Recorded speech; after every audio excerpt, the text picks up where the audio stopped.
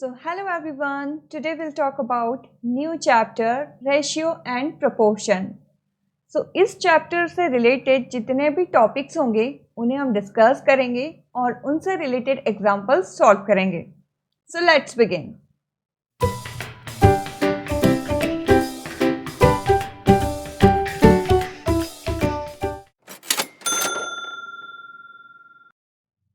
First topic is ratio. So ratio से आप already related हैं क्योंकि इसे आप 6th क्लास में भी पढ़ चुके हैं, बट इसे हम यहाँ पर थोड़ा रिवाइज करेंगे. ओके, सो रेशियो जो है वो 2 या 2 से ज़्यादा क्वांटिटीज़ को कंपेयर करता है. अब ये कैसे होता है ये हम कुछ एग्जांपल्स के थ्रू यहाँ पर क्लियर करेंगे.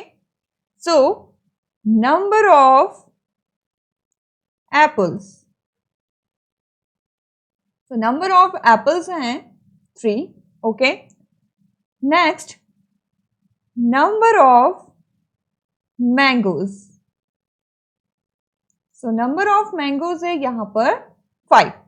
अब यहाँ पर एप्पल और मैंगोज के बीच में कंपैरिजन है क्योंकि एप्पल्स जो है वो 3 है और मैंगोज 5 है. अब ये जो 3/5 है यहाँ पर ये एज अ फ्रैक्शन है यहाँ पर अभी. ओके, अब बट हम यहाँ पर बात कर रहे हैं रेशियो की. सो रेशियो का सिंबल होता है कुछ इस तरीके से जिसे हम इस 2 रीड करेंगे. ओके, अब इस 3/5 को हमें एज अ रेशियो राइट करना है. सो 3:5 इस टाइप से हम इसे रेशियो में रीड करेंगे और राइट करेंगे. सो इसे हम रीड करेंगे 3:5. अब ये एज अ रेशियो है. ओके, अब बात आती है इसके first term and second term की. सो 3 फर्स्ट टर्म है और 5 सेकेंड टर्म है. ओके, सो 3 को बोलेंगे एंटीसीडेंट एंड सेकेंड टर्म जो 5 है उसे कहेंगे कॉन्सिक्वेंट. सो ये था रेशियो का इंट्रोडक्शन. अब इससे रिलेटेड हम कुछ एग्जाम्पल सॉल्व करेंगे.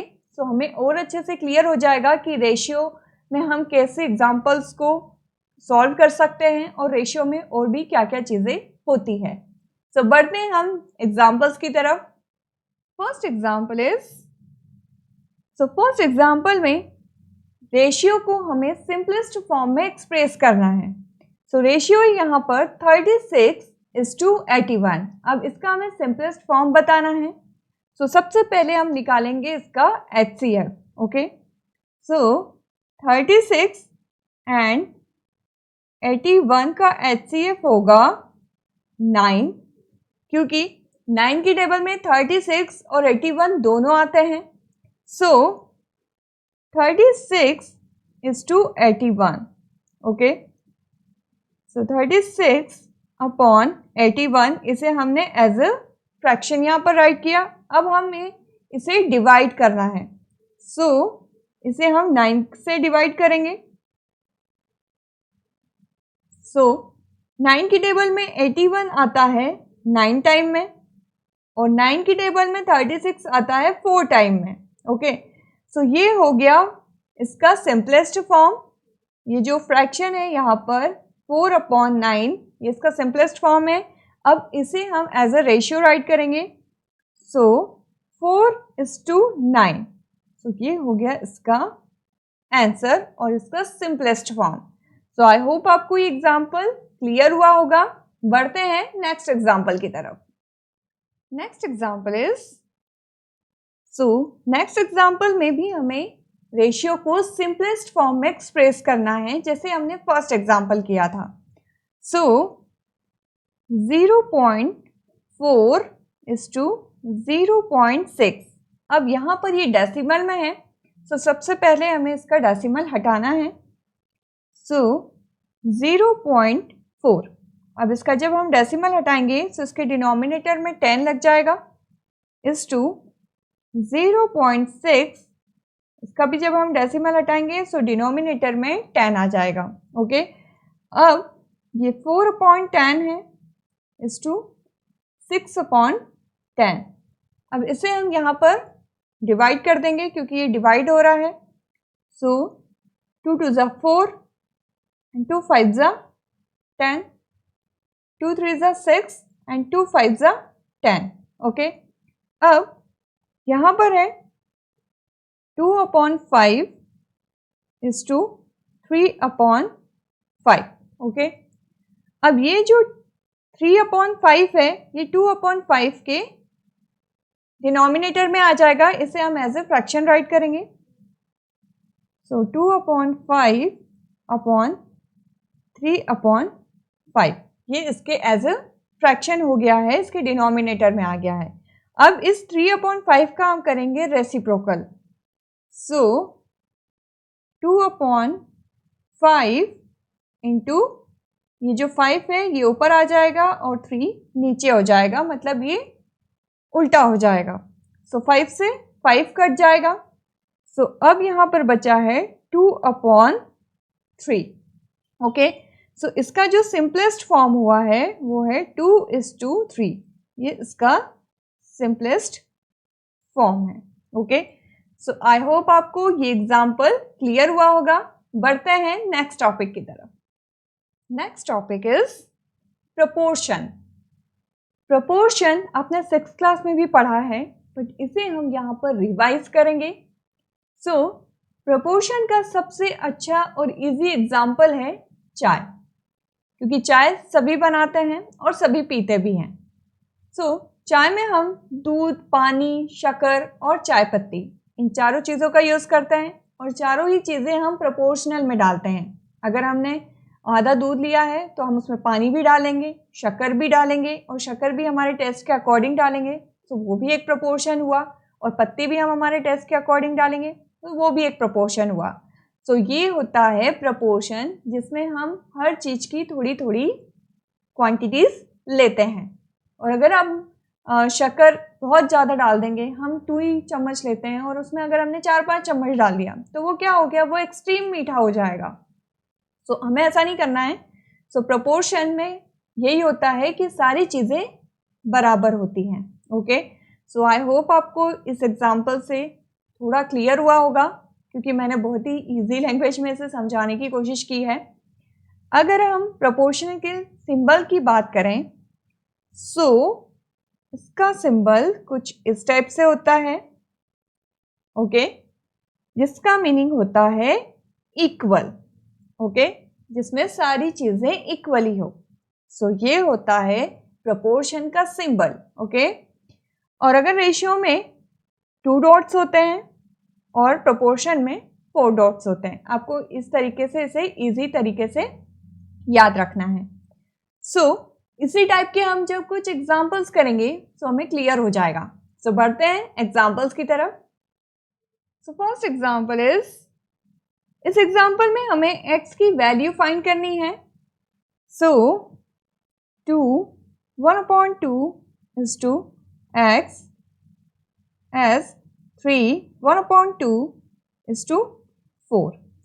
अब यहाँ पर हम सबसे पहले मिक्स्ड फ्रैक्शन को सिंपल फ्रैक्शन में चेंज करेंगे। सो 2 2 ज़ा 4 + 1 5/2 is to x as 3 2 ज़ा 6 + 1 7/2 is to 4।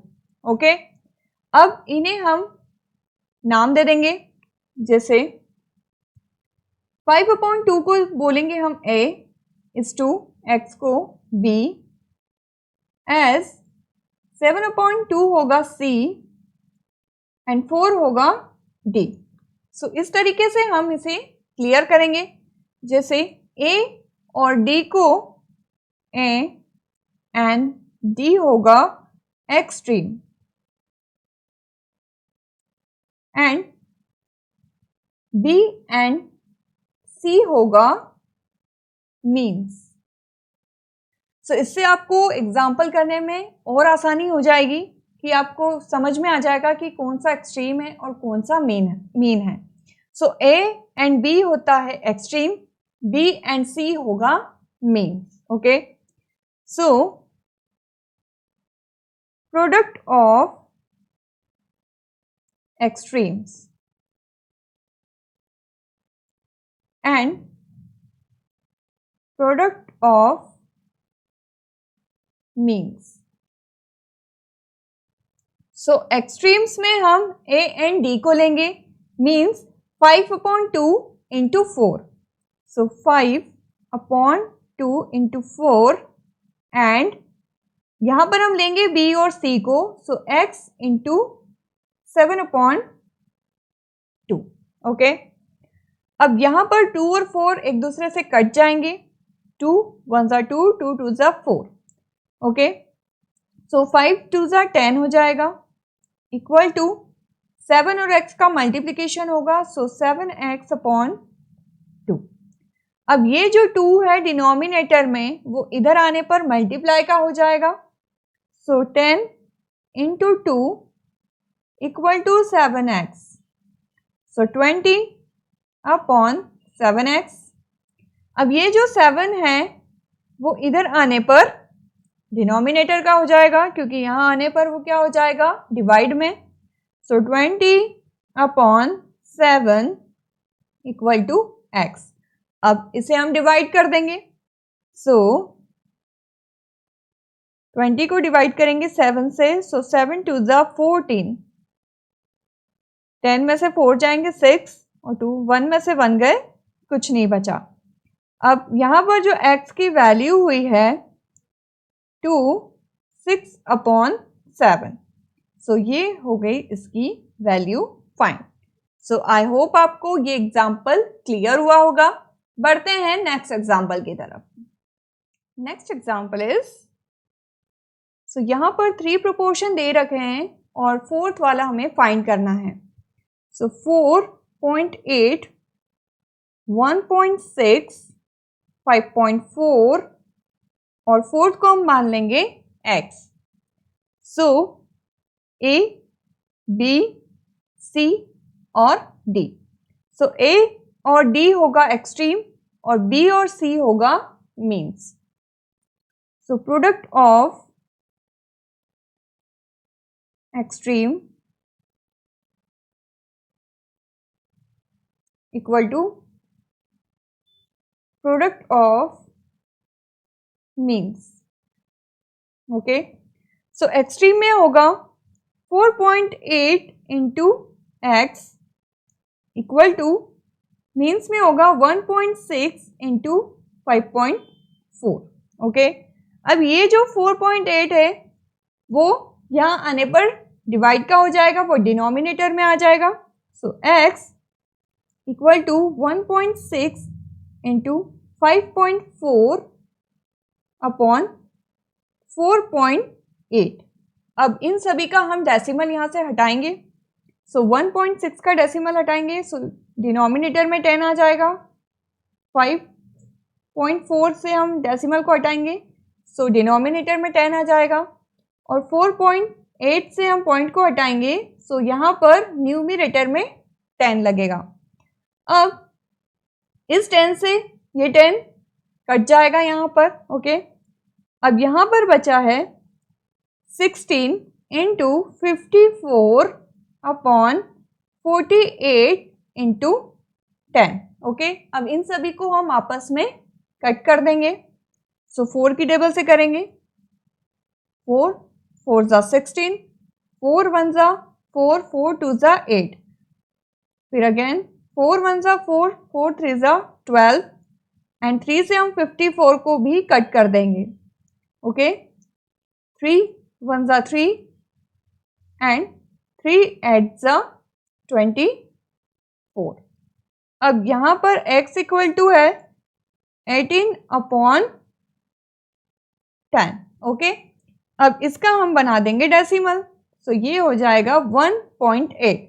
सो जो फोर्थ प्रोपोर्शन है, जो x की वैल्यू है यहाँ पर, वो है 1.8। सो ये हो गया fourth proportion. Okay, so I hope आपको ये एग्जाम्पल क्लियर हुआ होगा। बढ़ते हैं नेक्स्ट टॉपिक की तरफ। Next topic is unitary method. So इसे हम कुछ एग्जांपल्स के थ्रू यहाँ पर क्लियर करेंगे।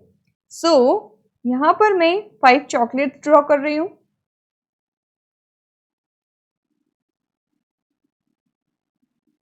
सो ये बन गई हमारी 5 चॉकलेट्स। अब यहाँ पर हम 5 चॉकलेट्स की कीमत पता करेंगे। सो हम यहाँ पर मान देते हैं कॉस्ट ऑफ 5 चॉकलेट्स की कीमत हम मान लेते हैं यहाँ पर 50 रुपीज़। Okay, 50 rupees. सो हमें यहाँ पर चॉकलेट की कीमत बतानी है, मतलब कि एक चॉकलेट की कितनी कीमत है। ओके, सो 1 चॉकलेट की कीमत कितनी होगी?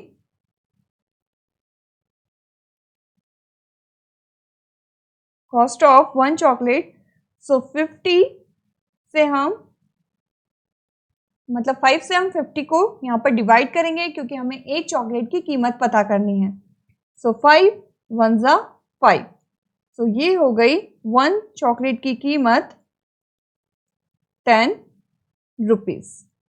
सो इसी तरीके से हमें यूनिटरी मेथड के कुछ एग्जांपल्स आएंगे। सो हमें और अच्छे से क्लियर हो जाएगा कि कैसे हम इस मेथड को फॉलो कर सकते हैं। जैसे आपको यहाँ पर थोड़ा तो क्लियर हो ही गया होगा, इससे हम जब इसके एग्जाम्पल सॉल्व करेंगे तो हमें और बेटर क्लियर हो जाएगा। सो बढ़ते हैं एग्जाम्पल्स की तरफ। फर्स्ट एग्जाम्पल इज गेहूं के 12 बैग्स का वेट है 90 kg। सो हमें उसके 20 बैग्स का वेट फाइंड करना है कि उस गेहूं के 20 बैग्स का वेट कितना होगा। सो 12 बैग्स का तो हमें एग्जाम्पल में ही गिवन है 90 kg। सो हम 1 बैग का निकालेंगे। 1 बैग of weight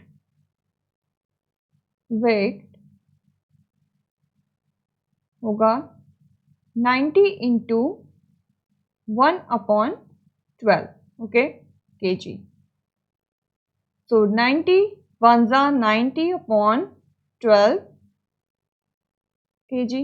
ओके, अब बात करेंगे 20 बैग्स की। सो 20 बैग्स of weight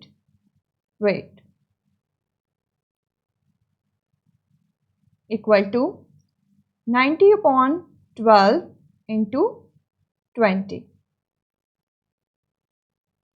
अब इसे कट कर देंगे 2 की टेबल से। 2 6 जा 12, 2 1 जा 2 and 0 as it is. Then 2 3 जा 6, 2 5 जा 10। अब 3 से 90 को कट कर देंगे। 3 1 जा 3, 3 3 जा 9। सो अब यहाँ पर बच रहा है 30 इंटू 5 kg।